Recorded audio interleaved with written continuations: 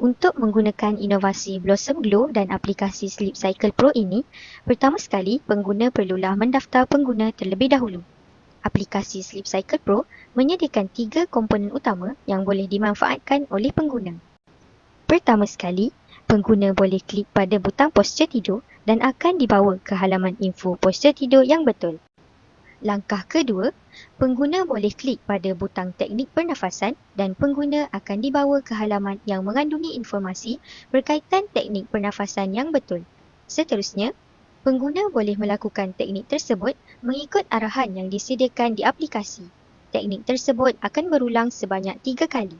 Pengguna perlu menarik nafas selama 5 saat, menahan nafas selama 5 saat dan menghembuskan nafas.